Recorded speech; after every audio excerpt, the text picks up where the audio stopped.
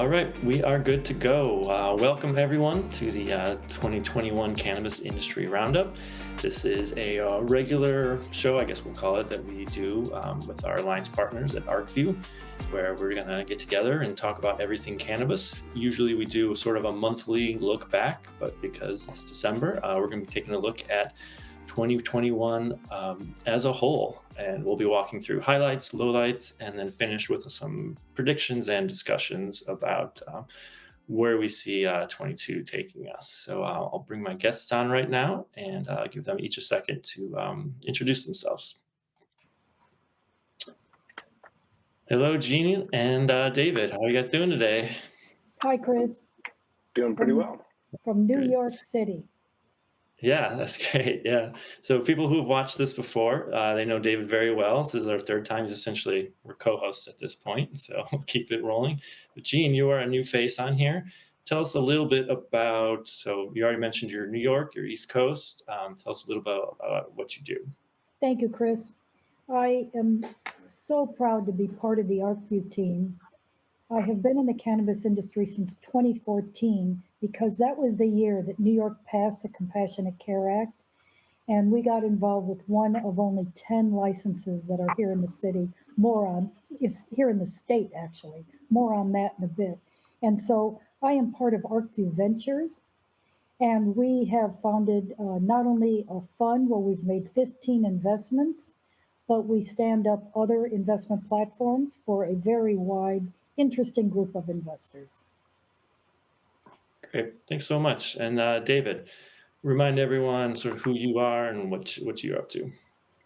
Sure. I'm a principal at Arcview Management Consulting. We provide strategic consulting services to the cannabis and hemp industries. In addition to my work with Arcview Consulting, I also sit on the boards of the Arcview Group, Oaksterdam University, Minority Cannabis Business Association, and the Marijuana Policy Project. And great to be here again. Looking forward to talking a little bit about what's happened this year and what we can look forward to or fear coming next year. Yeah, absolutely. And I think we can all agree 2021 was a lot like every other year of the cannabis industry, and that it was a bit of a roller coaster. We had some highs, some lows, and it's just a mixed bag every time out. But let's just dive right in for highlights of 2021. So I'm going to throw it to you first, Jeanne. You are our person on the ground on the East Coast. What has happened out there? How excited is everyone? So I'll take you to the East Coast, but you just spoke about the roller coaster, but guess what? 2021, Kris, we had forward motion.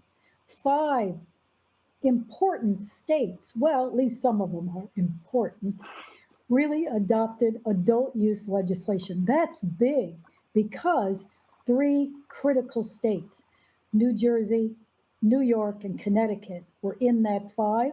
The other 2 were New Mexico and Virginia. That's important because there are millions of people, far more than just the state of California, in that collection. So we're happy about that. It's pretty cool. And 15 states passed steps to expand what's going on in medical. I think that's important. Like, here's an example. California actually put this together. I find this quite fascinating, that hospitals are allowed to use medical cannabis for certain conditions. And Texas, which has been in the backwoods on anything regarding cannabis, is allowing some low-dose THC products to be used for PTSD or cancer. I think both of those initiatives are pretty big and show some breakthroughs, don't you? Oh yeah, absolutely. I mean, the tide has absolutely been shifting. We've seen, public opinion is swayed, and it takes a little while for politicians to catch up, but they're catching up as well. And the tide is really turning. What's interesting to me is only 2 states don't have any medical or adult use. That's Idaho and Nebraska, but there's rumblings in both states and some initiatives around legislation. So I like that. And something I really love to share, and it's a good segue into what the heck's going on the East Coast, because did you hear the rumbling? There is an enormous wave that's headed to the East Coast, especially from what I just shared on the adult use legislation. This is a big breakthrough. for big states that have been very slow to adopt. But I love to share with people something that I had to learn, and most people don't know. Why is it all these Western states, beautiful states like Colorado and California and Washington and Oregon have all these gorgeous products, et cetera, and big, robust marketplaces, not without problems, but, you know, uh, very interesting dispensaries and grow operations, et cetera. That's because they have citizen ballot initiatives. And except for the Commonwealth of Massachusetts, we can only do this kind of legislation through our state Congress, House, Senate, et cetera. So it's a much bigger slog. It's hard versus citizens who actually say, I want this. We don't have that opportunity. And so it has to go through a big ordeal, advocacy against and for.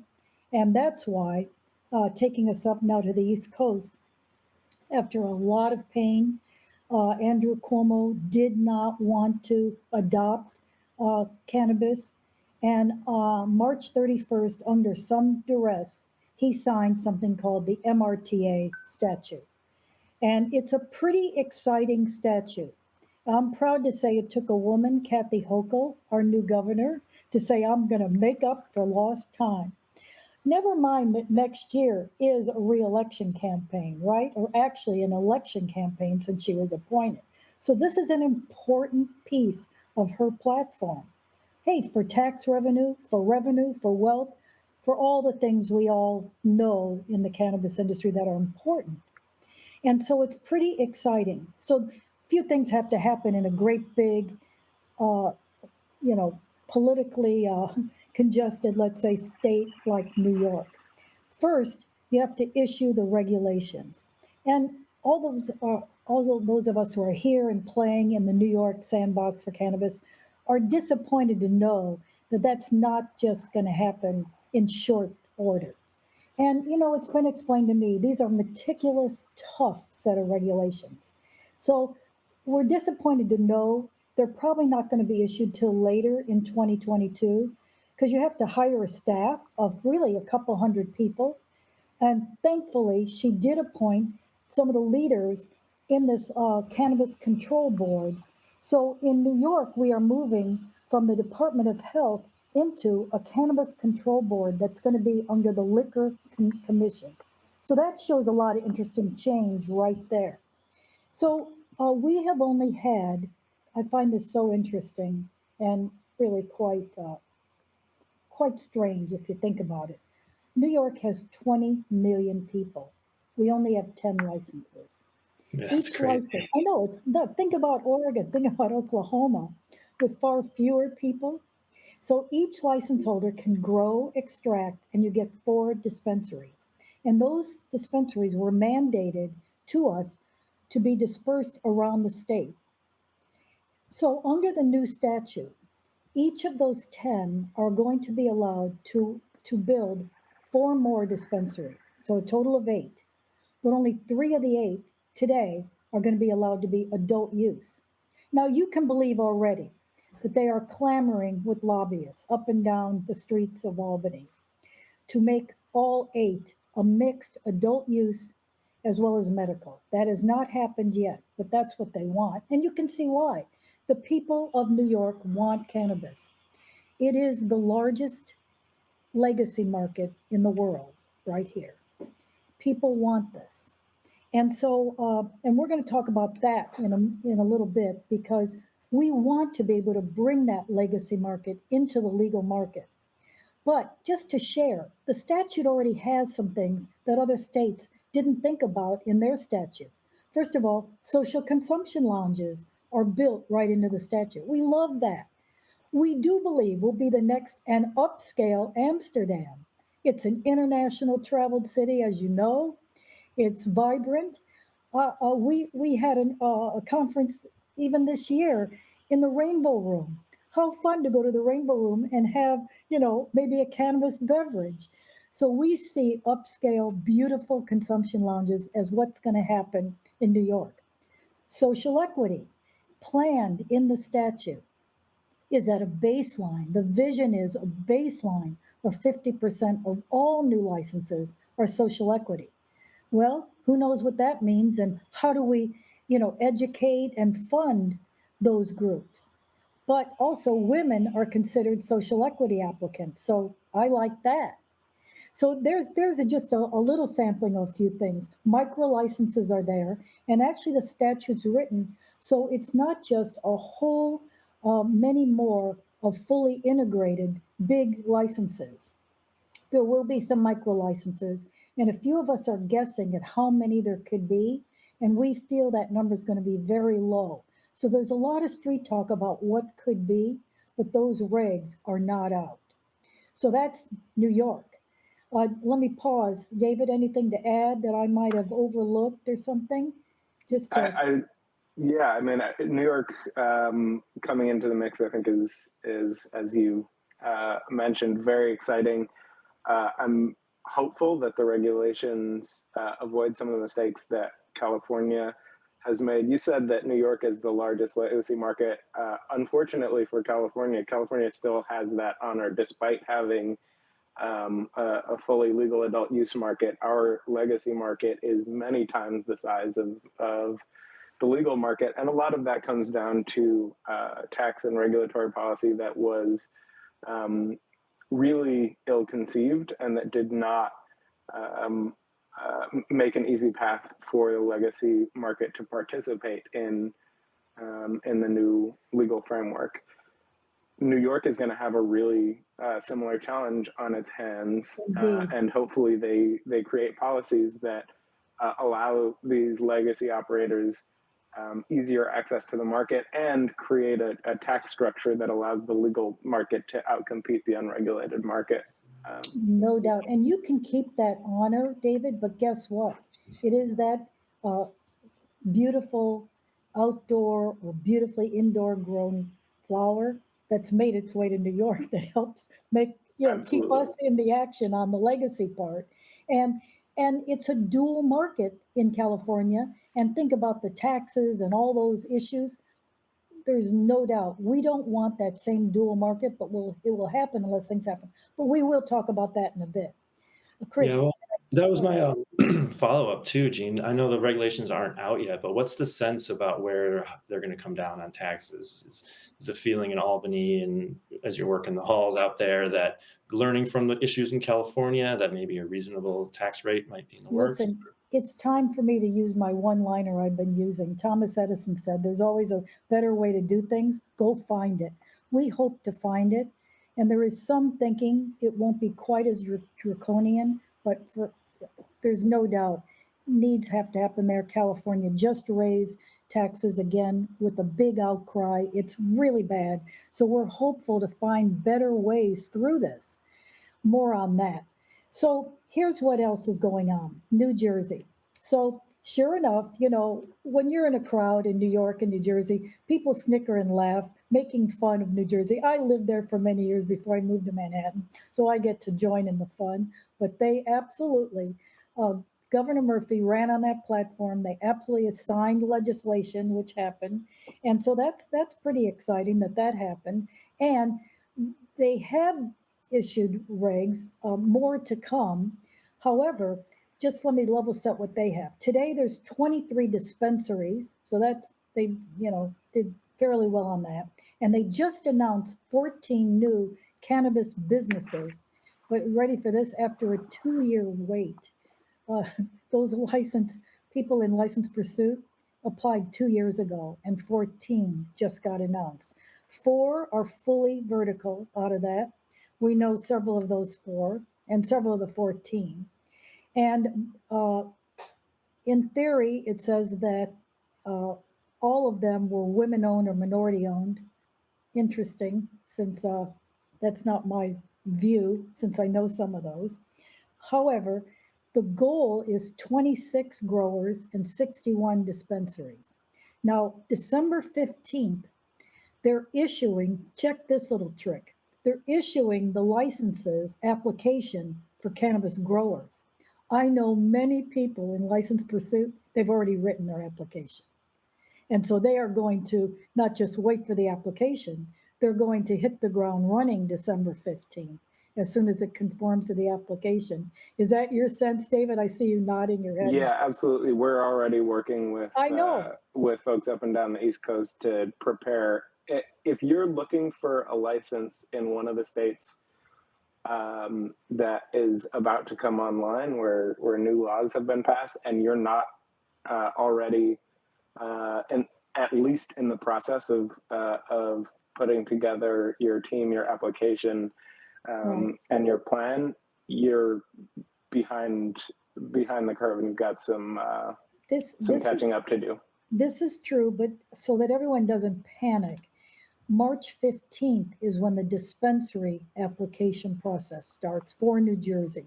So there's still time, but There's I time. do agree with David that if you plan a retail license in New Jersey, it is important to plan starting now what that looks like, your possible location, your team, your financing. Critical for success, because the competition is going to be great. Now, one other thing on cultivation.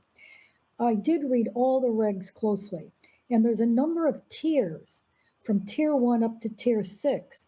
There's also a micro business license. So there's lots of opportunity, and it is going to be a rolling kind of thing. And let's face it, there's going to be more and more opportunity. So I'd rather see people go steadily forward than panic, but that's what's going on in New Jersey.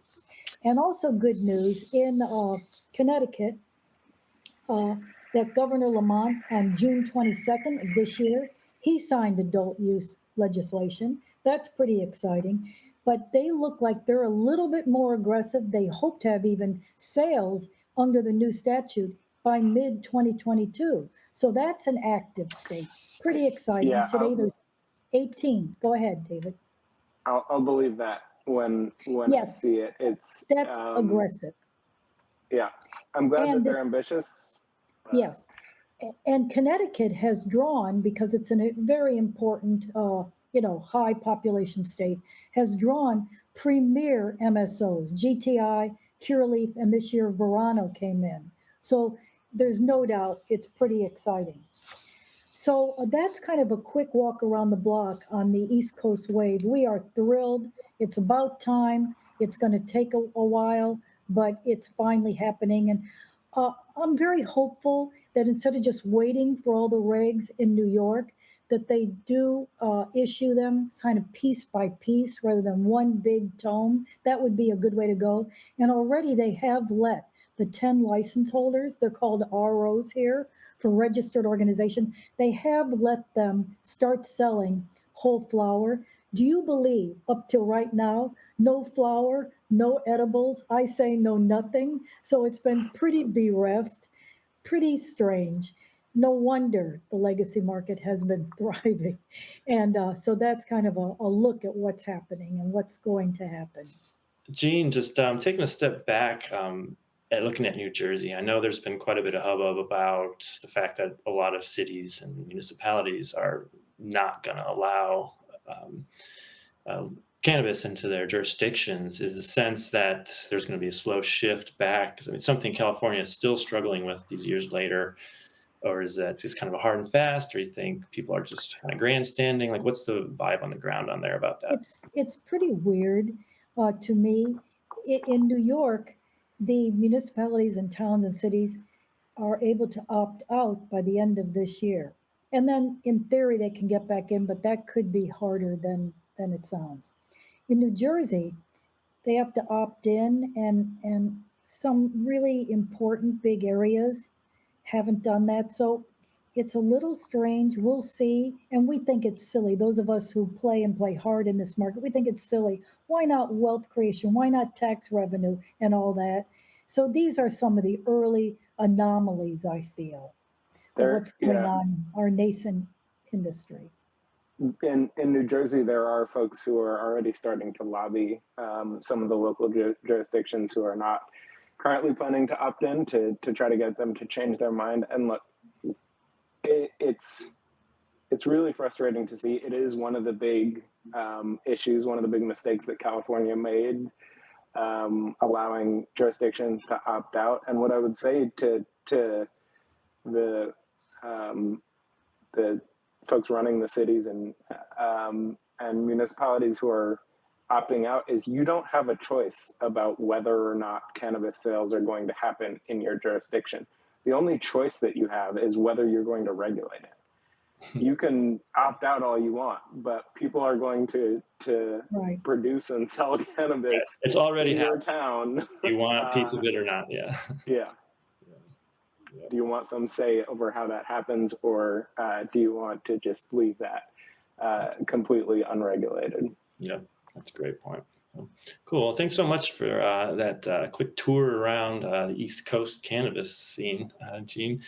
Let's move into the next topic. So we have some breaking news on this one, but we wanted to do a little legislation update. So, David, we had originally talked that we were going to walk through the Safe Banking Act, talk about how likely it is to pass through on the military spending bill, but we just got news, I think, yesterday that it has officially been stripped out by the Dems specifically. So, walk us through what happened there.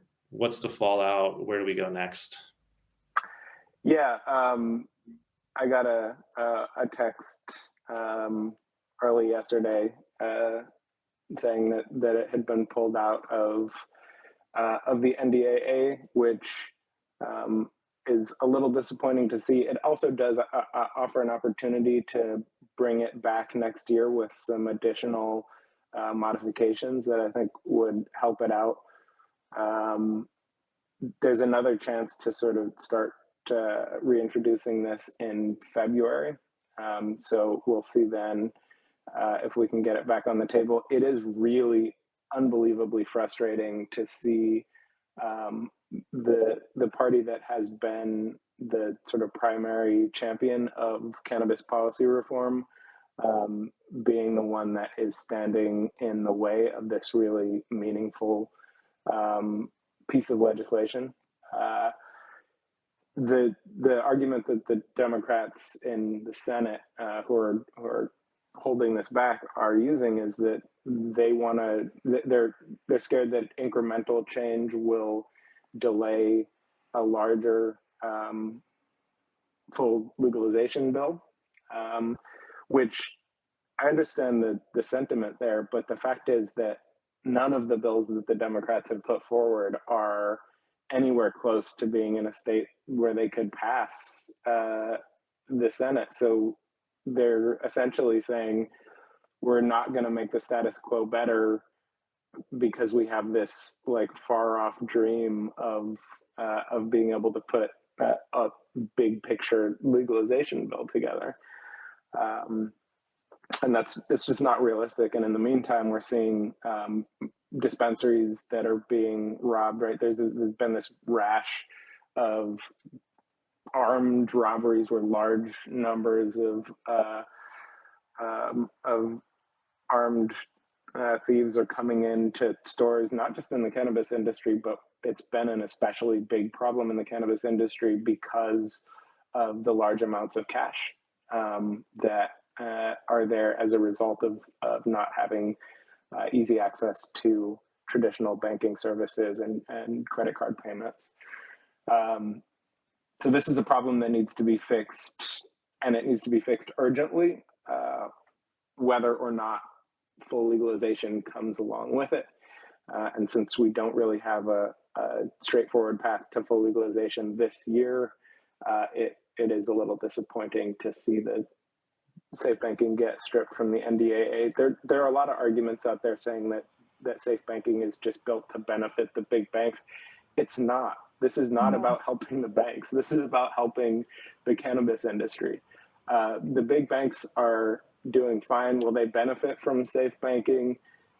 Yeah, some of them a little bit, but in the scheme of things, this is not really a consequential change from their perspective to the same extent that it is a really big game changer for anybody who's operating a cannabis business that is having trouble accessing the kinds of services that every other industry just takes for granted. It is absolutely absurd that companies that are expected to operate in compliance with government regulations and pay in many cases, ridiculous tax rates, are not able to access the kinds of banking and payment services that are almost a prerequisite to operating any business in this day and age. You know, David, you used the words a little disappointing. I'm a lot disappointed. I'm actually quite upset about it because it had a chance. And as you said, it's so important, especially for many of the smaller operators. Now, one thing I learned, because early this morning, Alan Brockstein, of course, commented, and he said something I wasn't sure of. This particular version did not include the uplifting to the New York exchanges, the NYSE and the NASDAQ. And that's important. So you appropriately mentioned an enhanced version of safe banking, which we do need, a more comprehensive bill. In fact, that was kind of the issue the reason it didn't pass. They didn't want it just tucked into this defense spending bill. But I am sorely disappointed that it hasn't happened. I want credit card rails.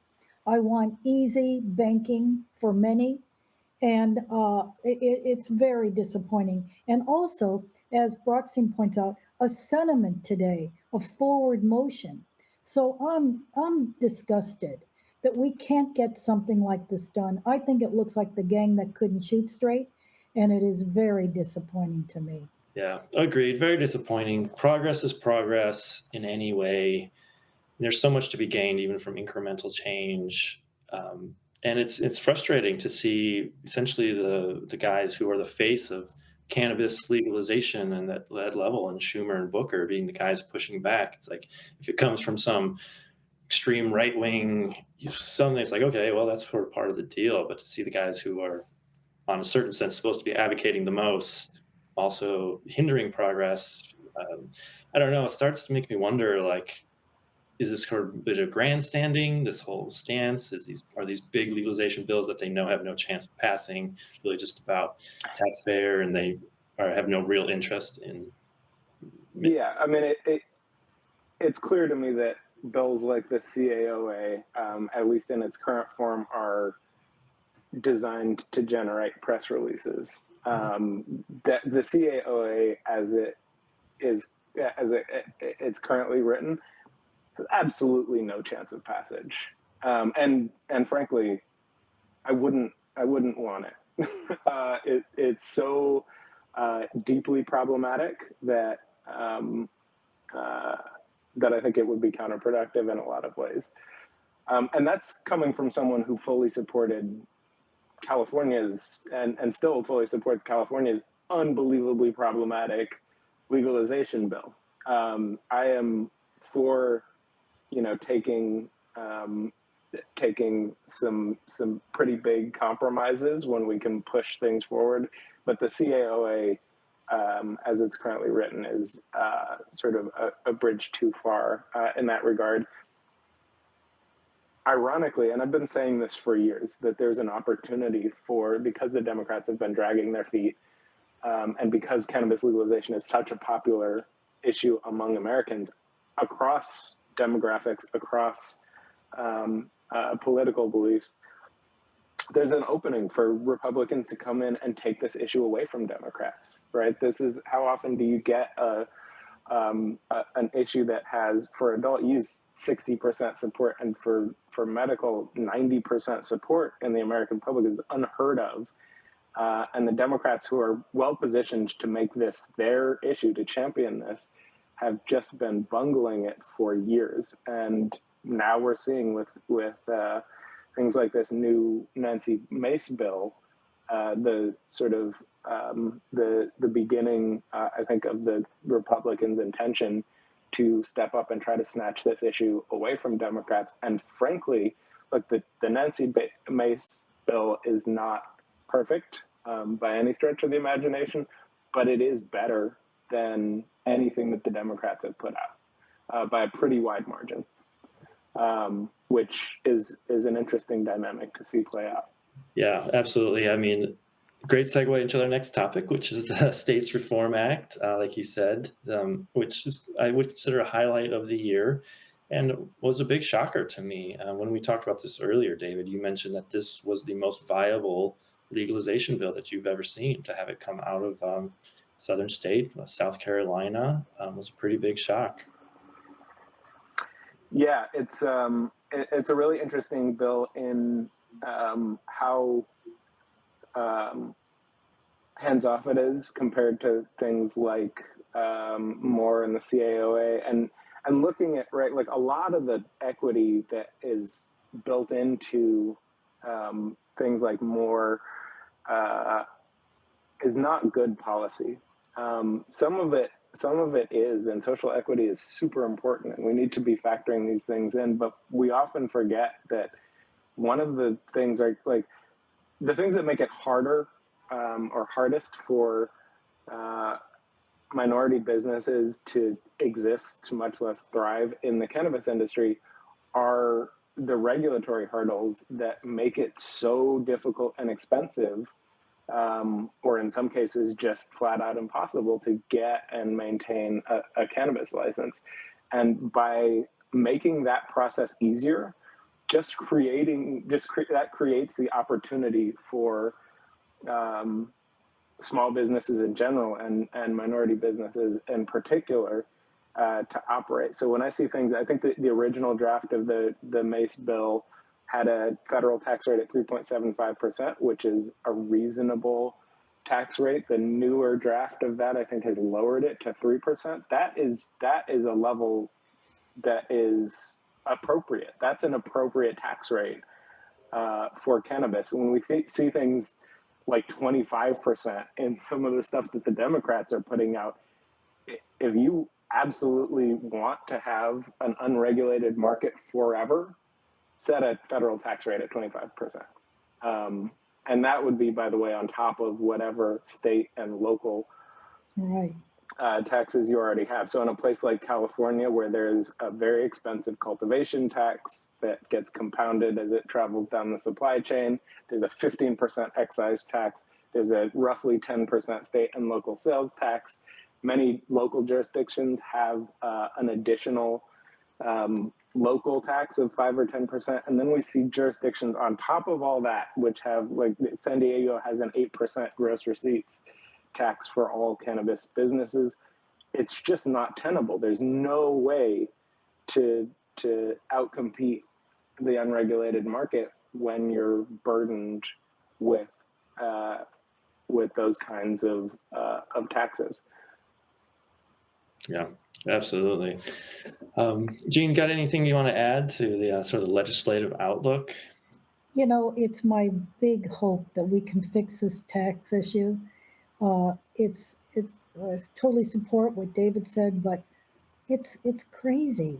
You know, in New York, even if the statute proposed levels are low, then even in New York City, they're going to layer on another big chunk, you know, because we have our own set of taxes. So we got to get a hold of this. Let's get smart, or it is going to be a dual market forever.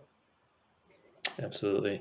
And, you know, another sort of smaller highlight, and again, another almost breaking news thing is that I'm not going to lie, one of my favorites, AOC, and has just introduced an act as well, the HOPE Act. And, you know, it's a small thing. It's not legalization, but it's legislation that's going to help states expunge cannabis. And it's still fresh out there, but is there any sense that this is going to get some traction? And we have any hope, this incremental change?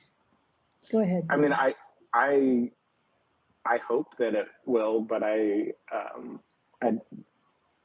don't know how realistic it is. AOC is really controversial. It's going to be hard for a lot of Republicans to get behind anything that she does. Expungement is hugely important. It's one of the really big social fixes that we need to make to start walking in the other direction after just absolutely demolishing communities with the war on drugs. So I'm super hopeful that it at least starts or continues the broader conversation about how important expungement is. And I'll be thrilled if we see expungement pass, whether or not it's tied to a broader legalization effort. It is, of course, we know how, what's a nice way to put it, allergic the Republicans tend to be to AOC and her cohort's entire platform. But she did actually co-sponsor it with a Republican Democrat or a Republican Ohio congressman too. So I was surprised by that too. But there's some hope for some traction there. For our next topic, Jeanne, this is something you brought up that I know that you're really passionate about and what you're seeing in the marketplace. I hope you can just sort of describe sort of what you're seeing as far as the shift in state markets and just the industry in general about instead of pushing legacy operators away, but actually trying to figure out ways to bring them into the fold. No doubt, Kris. 5 years ago, we said we don't want these drug dealers playing in our legal market. That has changed. We're saying, how do we bring legacy into legal? There's a whole raft of problems and issues related. But I happen to be a Steve D'Angelo groupie. He was one of the wonderful co-founders of Arcview, and we're all close to him. And he's been spending a lot of time in New York because he has a passion about not seeing New York make these same problems and issues reoccur. And they will unless we take action, unless we learn from each other. So he has developed a multi-point program. It kind of goes like this. First of all, he has cited 4 big issues, and these relate throughout the US, but certainly to New York. One is there's scarce access to capital. So we're very hopeful.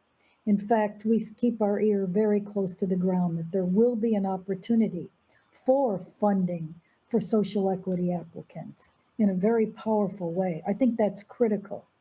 And that's needed in so many different geographies, especially if we truly want to bring social equity applicants into the world of the legal market. Second is he really proposes amnesty to find some way for both people and money to be free of past, issues and all that, and even go so far as make a deal with the federal taxes that were once owed, make a deal on New York taxes, have some way to mitigate those issues. Third, come on, let's go. I mentioned this earlier. What about the training needed, the incubators, the mentoring? It's needed in real public to private kinds of partnerships that we could develop. There's so much money here. There's so much money in the US, but certainly on the East Coast, wanting to play, but may not know where to play. Let's create some opportunities for that. And then fourthly, this is very controversial, but it's all about interstate commerce. There's been a lot of thought leadership around that. We know the architect of all that, who's Adam Smith out of Oregon. But there's a real sense that could break open some of these crazy fiefdoms that we have. 50 states with 50 different rules. You could produce, Kris, the best product in California. You can't even legally send it to me. This is completely nuts. And so there's 4 kind of important things we could do to make a change. Now, there's plenty more too. First of all, he also has taught me that, did you know after alcohol prohibition ended, it took 20 years to end backroom bathtub gin? You don't go looking for that anymore, do you? No, you get the finest craft spirits you can find if that's what you like.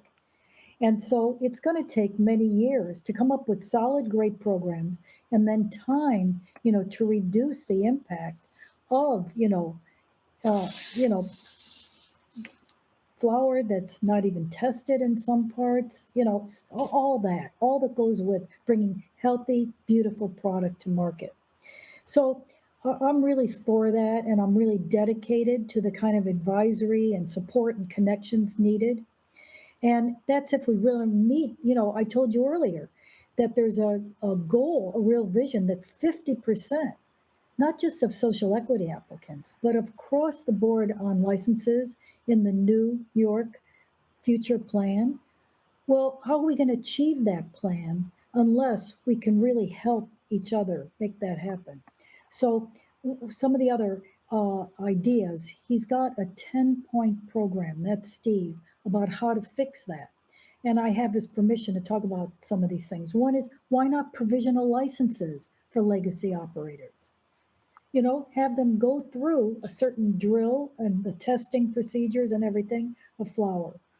And I think that's really, just an idea. Another, I said earlier, let's start issuing the regulations now, just not wait for a year from now. Let's let more freedom happen for these 10 operators, because guess what? They're the only ones who are growing legally tested flower. So let's let it prevail, let's make it easy. And so that, along with these tax issues, I think are some steps. Something else to share, though, too, that's pretty exciting about what's happening on the East Coast. And people ask me this all the time. What about the brands? Are we just going to, now I believe there's fabulous, gorgeous brands that these Western states have created, certainly all up and down California and the West Coast. But we believe that in New York and in the Northeast, there's a real culture vibe. And there's going to be a whole world of new brands that take on the New York culture and the East Coast culture. One of my favorite things to share is you're not going to see Bodega Bar's brand in West Hollywood, right? So we're excited about that. It's going to be a whole new world of a product and just a way of doing business that's, I think, is going to be pretty exciting. Yeah, that's a really good point. And we're seeing sort of both sides of that coin. We're helping a lot of established West Coast brands expand their footprint into other states, including these new East Coast markets. But we're also helping develop brand strategy for new brands that are really focused on things that are likely to resonate better with, say, New York market or with a Massachusetts market, right? There are significant cultural differences both within the culture of cannabis as well as the society more broadly between these markets. I mean, frankly, I've traveled a lot. I've been to 48 of the 50 states, been to quite a few countries. There are other countries that are more similar to the Bay Area culturally than a lot of other states in the United States. So really creating brands that resonate with specific demographics is important, and we're fortunate to have just a wealth of really granular consumer data that allows us to understand at a much deeper level who cannabis consumers are, why they consume, where they consume, when they consume, how often, and what product forms they like. And there's a lot of significant variation, and that variation is both for cultural reasons as well as just supply chain reasons. At this point, the product availability in different markets varies to a large extent. So understanding that is something that brands really need to start reckoning with as they move to expand. Otherwise, they're going to either fail to compete adequately or make some really big avoidable mistakes and spend a lot of money on plans that were doomed from the start. Yeah, and it's really inspiring, honestly, to hear that Steve's over on the East Coast really advocating and bringing some of the lessons we learned. Because as you talked through his points and the importance of bringing these legacy growers in, it just ticks off all of these issues that we're still struggling with in California, because we had initially softening maybe a little bit this antagonistic attitude towards legacy growers, and there's just it seems like low-hanging fruit to get the folks who know the industry already into the industry, just at the least to combat the black market, which is still such an issue. Because if we're not going to incentivize them to join, they're going to be competitors. They're not going anywhere. It's not like they're going to just all of a sudden decide not to do what they've been doing for so many years. And so, yeah. Well, it's actually a little bit worse than that. So I sat as a co-chair of the dissertation committee for a doctoral researcher at Northeastern who was writing her dissertation on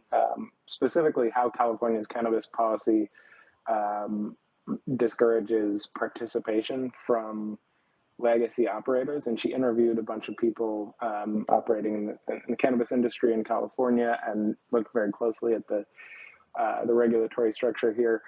And one of the things that came out over the course of this dissertation was there are what I'll sort of refer to as benign legacy operators. These are people who care about the plant. They care about providing good, high quality cannabis to people who need or want it. They are not violent. They're not engaged in sort of other more socially problematic criminal activity. And then there are folks who are organized crime, right? Like there are violent criminals who participate in the illicit cannabis trade. In a place like California, that has been a minority, right? Most of the legacy market is not these violent criminals that are a really big problem to society. Most of the operators have been these sort of benign legacy operators that we want to incorporate into the new market.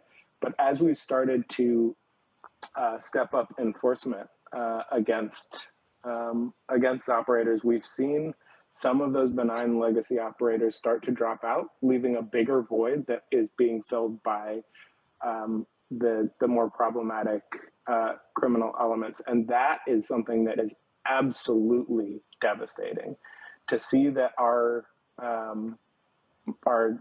regulatory policy is essentially opening wide gaps in the market for organized crime to take root in a place, right? Like, there's no reason why we should have space in the market for them. The legal industry should outcompete the entire unregulated market, but certainly if we're going to have an unregulated market, we want it to be populated with not sort of hardened violent criminals. And the policies that we're implementing are sort of a return to the war on drugs that are pushing us very much in a direction of having as harmful a cannabis industry as is possible to have.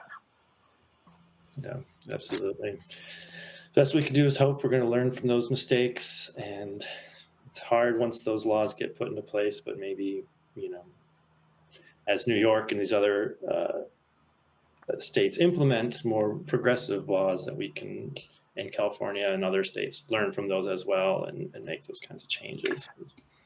And in California's state case, here's something on the off chance that there are any California legislators watching, or if any of you are watching and you're speaking to California legislators, I've gone up to Sacramento and testified as an expert on California tax policy to try to get bills that suspended cultivation tax or lowered excise taxes to move, and they've made some progress in committee, but have ultimately failed in the larger assembly. We're going to end up in a federally legal marketplace, and that is going to involve interstate commerce. Now, we don't have a specific timeline on that, but in some number of years, probably some single-digit number of years, and maybe in the next few, we are going to end up in a situation where it's legal to sell wholesale cannabis across state lines. California, everything about California positions it to be the absolutely dominant force in the national cannabis trade. We have the best growers. We have the most of them. We already produce something like 90% of the unregulated cannabis in the country. We produce more in our legal market than any other market. Everything about our climate, everything about our history of cannabis cultivation means that we should absolutely be the biggest player in sort of national cannabis wholesale, but our current tax structure will preclude that, right? Us entering a national market with our current tax policies would be like Usain Bolt entering a race with his legs tied together. It just doesn't make any sense. So even for the greediest of California legislators that really wants to maximize tax revenue at every turn, the way to maximize tax revenue is to lower taxes and get a smaller, more reasonable piece of a much, much bigger pie. That's true even before interstate commerce. We're getting less than a quarter of cannabis sales that happen in California are in the legal market. So significantly lowering that tax rate and allowing us to capture a tax revenue from a significantly larger portion of cannabis sales will already increase tax revenue. And once interstate commerce is a thing, the opportunity to generate revenue from cannabis grown in California will eclipse this little piddly legal market that we've managed to cobble together on a broken system so far. Yeah, absolutely. When you're talking to these legislators, what kind of response do you get? Sorry, we're sort of segueing into one of our lowlights, which was the California tax raise in a year where California, especially cultivators, especially in the last 6 months, have been absolutely struggling. And we're seeing this is going out of business, absolutely crushed. And a little cherry on top. Well, I think last week we get the notification that, in fact, taxes are going up next year due to inflation. When we're sitting here talking, I mean, it seems really obvious. The benefits of lowering the tax rate will increase revenue. There's so many benefits. I mean, and Jeanne, you can jump in too, when you're talking to these legislators, what pushback do you get to something that seems so logical and obvious? So first of all, I'm very happy to say that every time I've gone and testified in front of assembly committees, the bills that I was there to talk about have actually successfully moved out of committee, then failed in the larger assembly. So maybe it's just a matter of talking to more legislators, because it appears to be making progress. I think, look, California or cannabis is a big deal to us. It's sort of top of mind for those of us in the industry.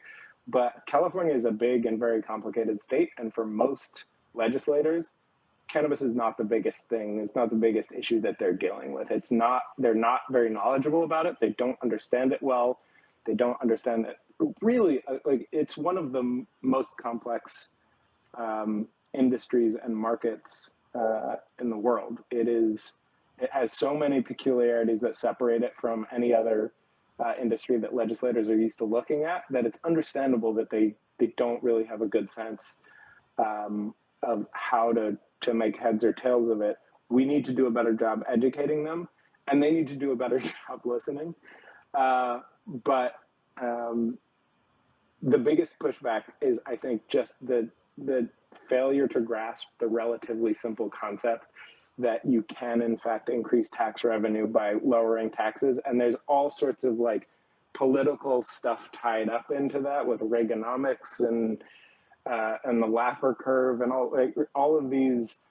There have been decades of debate about the broader topic of lowering taxes to increase tax revenue. And in this specific case, it looks nothing like it looks very different from the sort of broader argument for, say, lowering corporate tax rates or lowering taxes on the rich, right? This is a really specific use case where a very straight line can be drawn between lowering tax rates and increasing tax revenue, as well as just a whole host of other social benefits to allowing the legal market to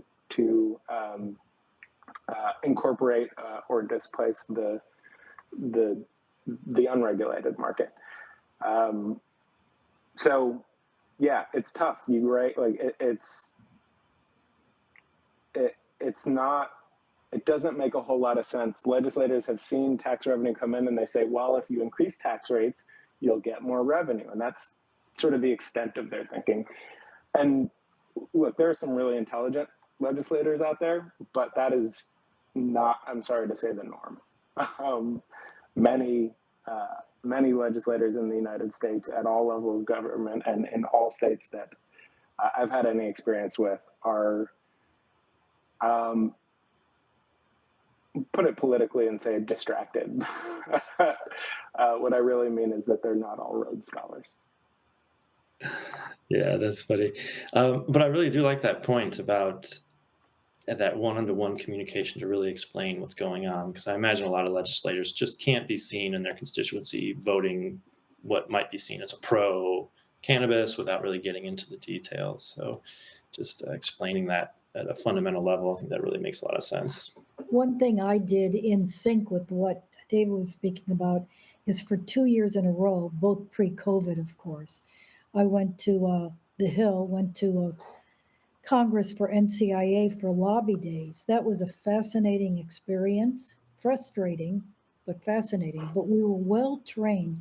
They did a great job of really teaching us the ropes and how to approach the subject, and it was all on safe banking. And but we were warned, and David actually said this.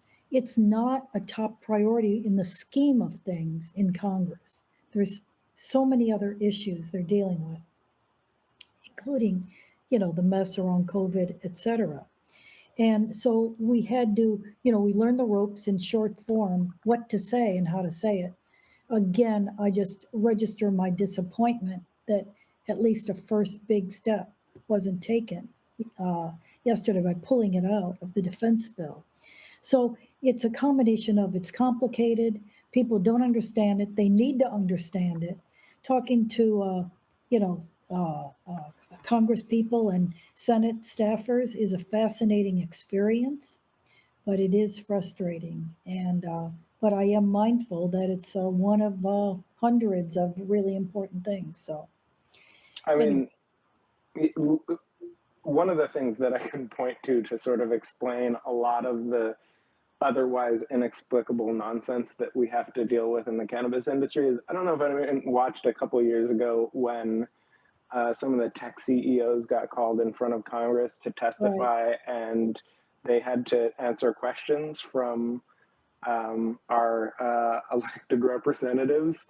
Some of these questions betrayed such a deep misunderstanding of how technology and social media works that it makes you cringe to think that these are the people that we're expecting to regulate this really important thing, right? Like, social media is one of the more influential things that has happened in the last decade. It's incredibly impactful and important, and regulating it correctly is super important.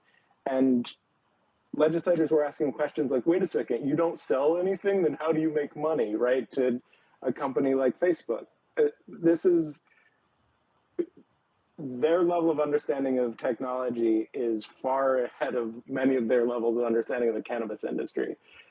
So we do have a big task ahead of us in educating these folks, which is why it's so important that you support organizations like Minority Cannabis Business Association, Marijuana Policy Project, National Cannabis Industry Association, U.S. Cannabis Council, right? There are a lot of fantastic organizations that are doing work. The really expensive, time-consuming, and gritty work of getting legislators on the right page about this, and it's how we've made so much progress, especially now that we've killed all the low-hanging fruit of the initiative states, the ballot initiative states. We have a lot of legislative battles ahead of us, and so lobbying is super important. And when I look at every other industry that has major revenue, the amount of money they spend on lobbying is it absolutely dwarfs what we spend as the cannabis industry. And that's why they get the things that they want. The industries get the things that they want. And sometimes that's good for society, and sometimes that's bad. But we as an industry need to step up. The cannabis reform movement was shouldered primarily on the backs of philanthropists for a long time. And the philanthropists are looking at this new industry sprouting up, and they're saying, hey, we've done our job. We got you this far, and now people are actually starting to make some money. Why don't you put your money where your mouth is? And so far, there are some companies that have stepped up in a really big way, but a lot of them have not. Absolutely. We do have a good question from the audience from Time Alone. Thanks for dropping it in there. Do you see a way that crypto and NFTs can play a part in the industry or make it harder to tax? Something that's coming up with a lot of our operators lately, can they take crypto as payment and so on? And we're working that out. But what do you guys say? We'll call this a nice segue into our predictions for 2022. But where do we stand on this? Yeah, I've seen dozens at this point of companies that have come through looking to do something with crypto and cannabis. What I'll say is that both crypto and cannabis are very new industries that are very complicated and for which regulators have a lot of hesitations. And combining the two tends to put people on edge, tends to put regulators on edge, and either one of those things, right? Operating with crypto or operating in cannabis are very complex undertaking.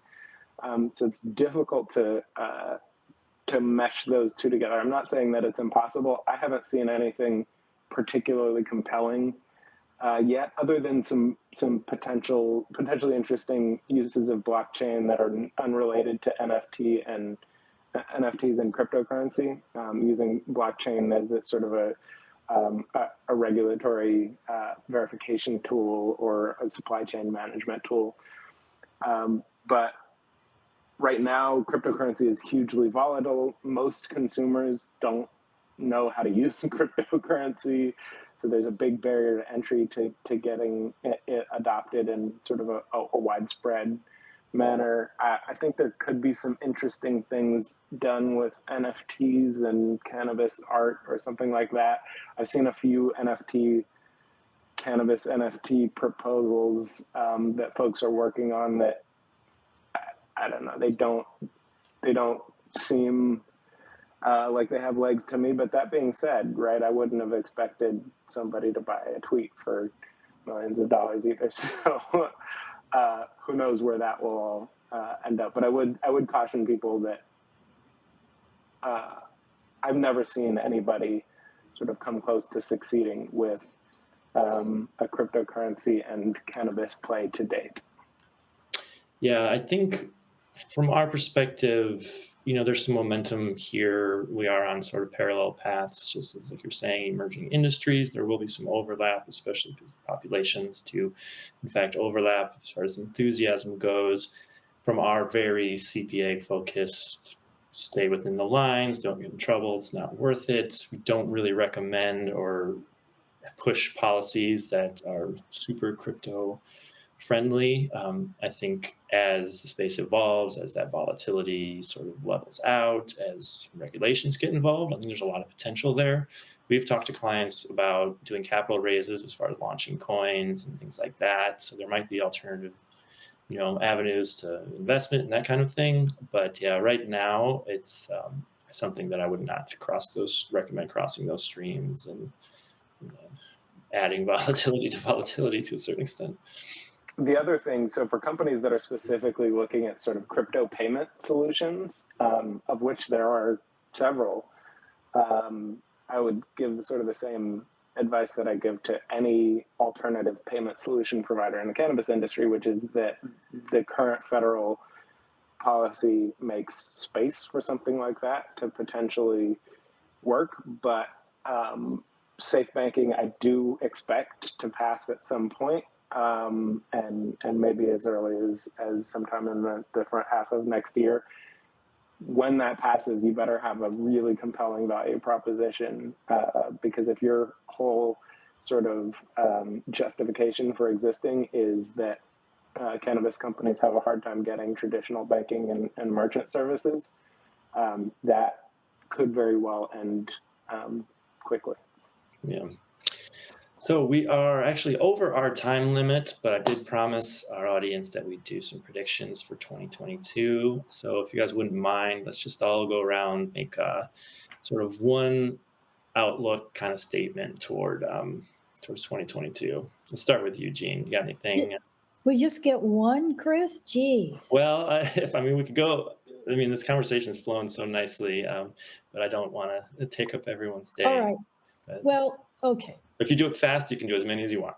All right, good. All right, I can do it fast. I'm going to do a few. This may sound like a lay down, but you've already heard in the earlier part of our discussion, East Coast is finally happening. So I predict that certainly New York will finally issue the regs and applications will happen. I don't know if I shared this earlier. In 2014, when we applied, there were only 43 applications. We believe there will be 4,300 applications for a license. And so we'll see that happen in 2022.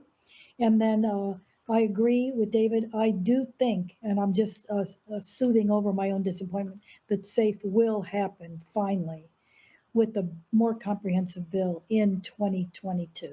I'll stop right there, even though I have a few more, but go on, back to David. Sure. I think one of the things that we'll continue to see is the continued development of sort of the low dose market.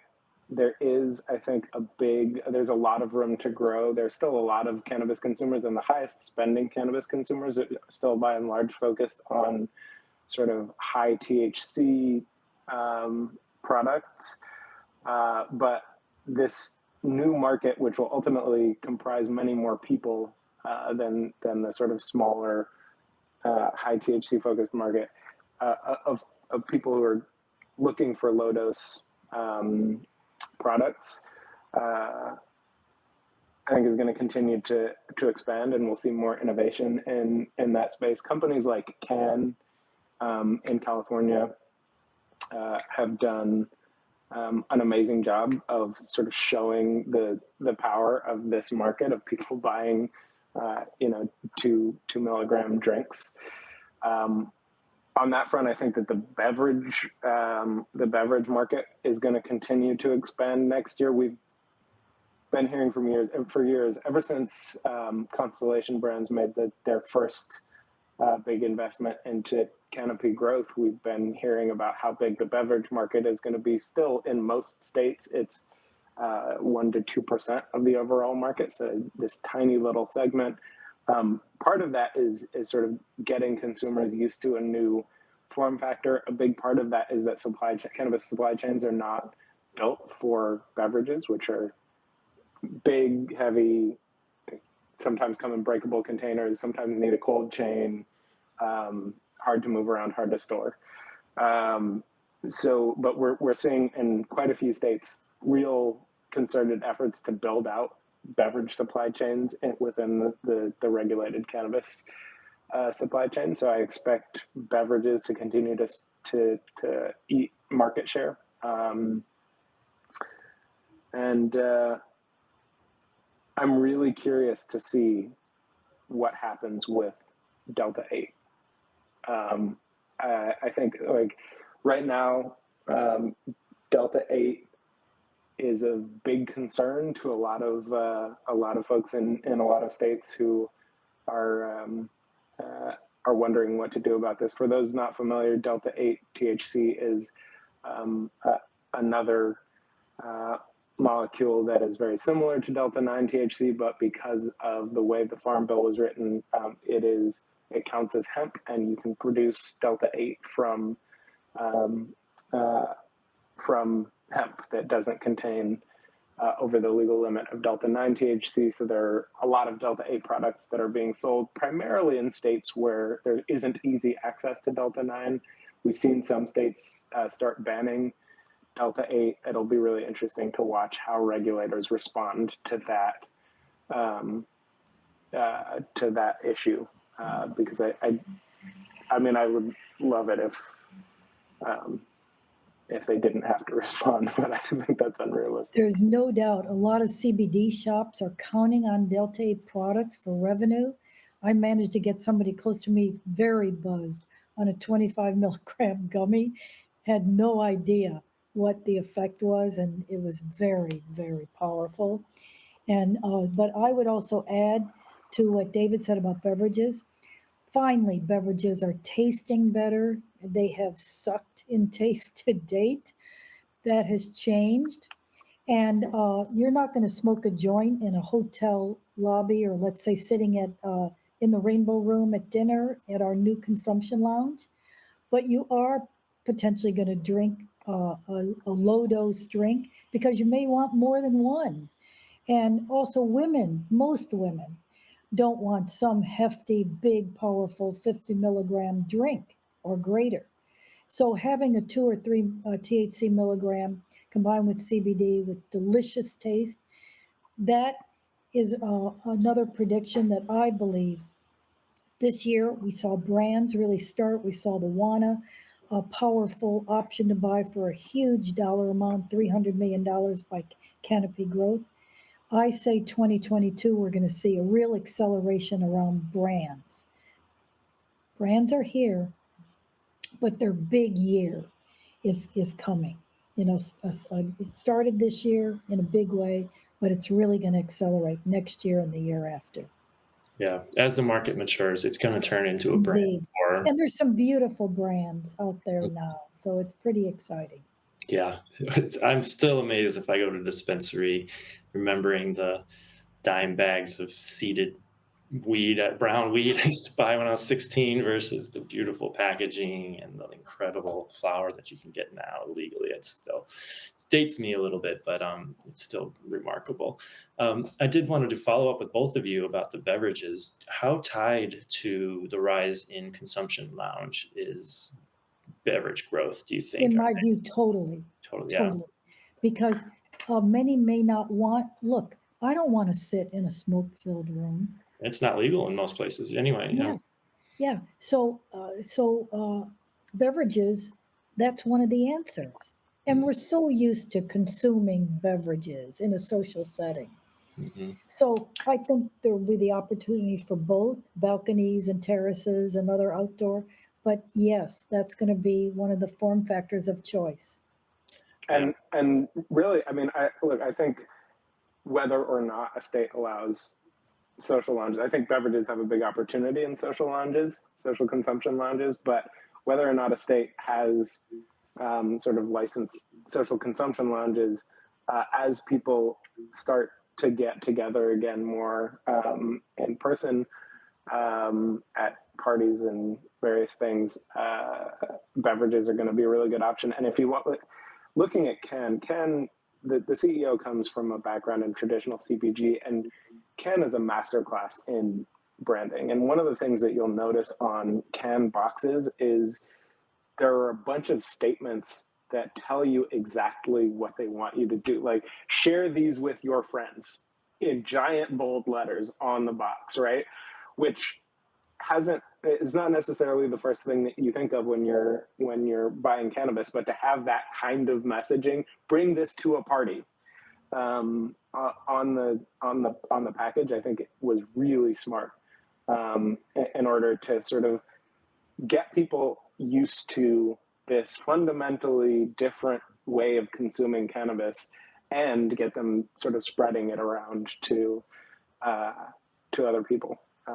So I think one of the things that's been really interesting to watch as COVID has gone through its various ups and downs is the effects that COVID has had on the cannabis market. And we've seen things like, for example, the really sharp rise in popularity of the little dog walker joints that come in multi-packs, which makes sense because before the pandemic, a lot of people would buy a big, 1 gram joint, 1.5 gram joint and bring it to a party and share that joint with their friends. They may not be comfortable doing that anymore, but if you walk into a party with a pack of 5 or 10 joints, now all of a sudden you can still share a joint, but without having to pass it around. Yeah, that's really interesting. And that segues into sort of what I was thinking too, is following up on the beverages. I think, there's sort of two divergent theories about how the market's going to grow. There's a sense that the weed is going to get stronger. There's going to be this really craft type angle that we're going, and that's going to expand, and that's going to be great too. But I'm personally as far as normalization and where the bulk of the market will be is actually going to be in that sort of light beer type category, where it's about normalization, it's about changing. And a lot of people, what holds people back from partaking in cannabis is that they can't handle even like a 2.5, 5 milligram, one hit off of a joint is a lot of times too much. And where the beverages are going as far as the formulation and going as far as smaller amounts passing through you more quickly and making it a more social type of engagement is really going to be a really big part of that. And so they're doing great work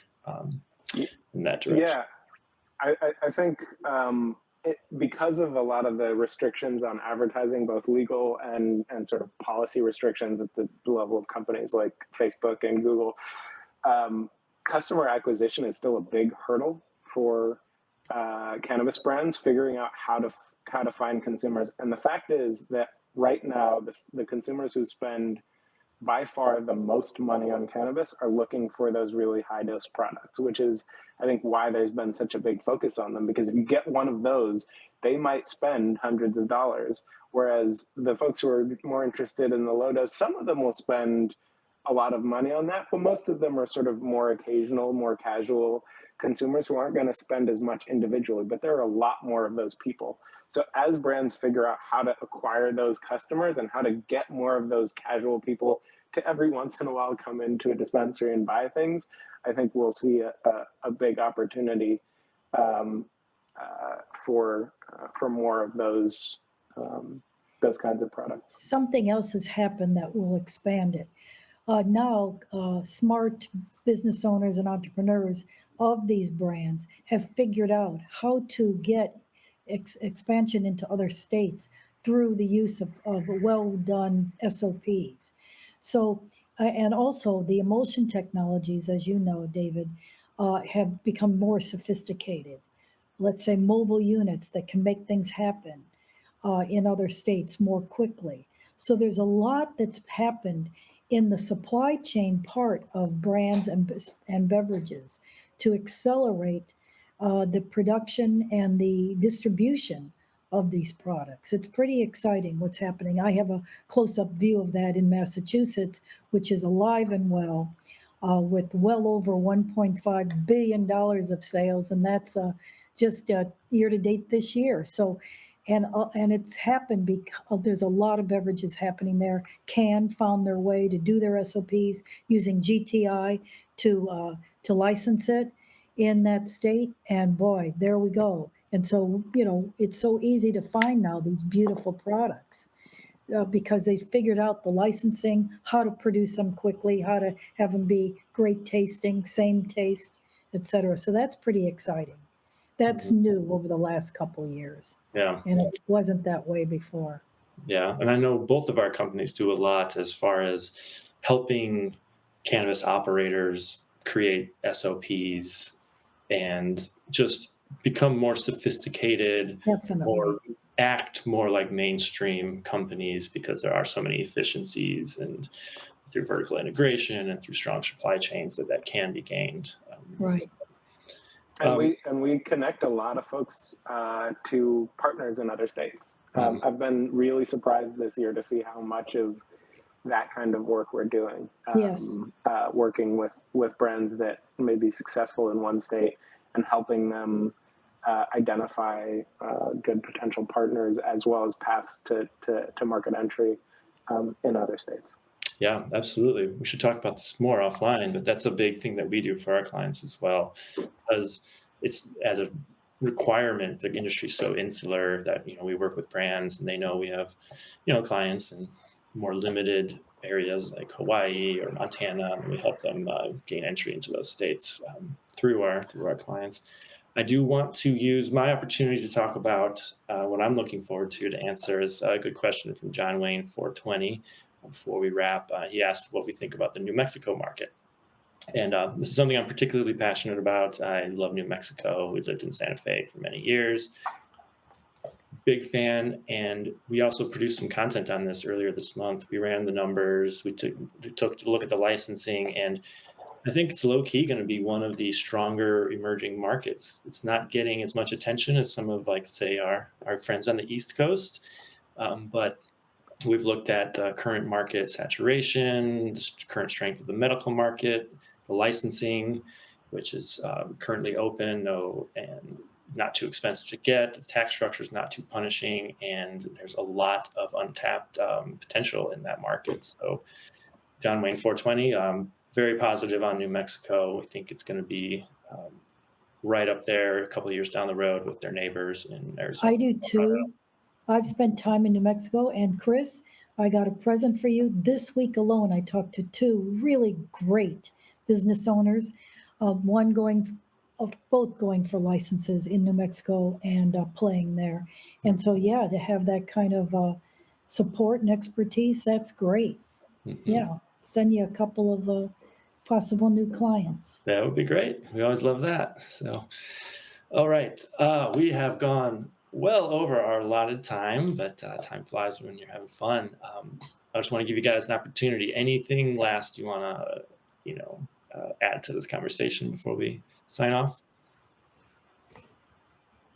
Nope. Good. I would just say, let's go. I think in line again with predictions, something that's, I don't want to end on a sour note, but this tax issue in California, because they just raised taxes again, it's possibly going to create, in fact, I know, creating a tax revolt already. So, hey, let the people speak and let's make change. So, my positive tone to that is, sometimes you have to go to the street to make things happen. Let's, I predict that could happen. And let's just get on with the show and make, bring wealth. I like to say it this way, wealth and wellness to bear for many. Yeah, absolutely. Yeah. My final note would be, we're at the point now when we really need to focus on making not just a legal cannabis industry, but a good legal cannabis industry. And so it's time for us to have a lot more of these very nuanced conversations about how to do that, and hopefully push back against bad tax policy, against some of the a bunch of MSOs are pushing against things like home grow in various states, and that's really disappointing to see. Not for many reasons, not the least of which is that home growers are actually among the highest spenders in dispensaries. So they're hurting their market by discouraging this kind of passion for the cannabis plant. But yeah, let's make a really good, inclusive, open cannabis industry for everyone. As someone who tried for the first time to grow at home and failed miserably this fall, I'm going to second that. That sent me back to the store for the good stuff. So, come to Amsterdam University. They'll teach you how to grow. Everyone said it was easy. It would just grow like a weed. Much more difficult. Growing from seed was, it was very disheartening. Anyway, yeah, so that's all. Thank you guys so much. Great conversation. Love chatting with you guys. Thanks so much for our audience. Some good questions. So yeah, that's what we got. Thanks so much, you guys. And, thank you, Kris. Thank you, David. All right. Cheers, everyone. Have a good one.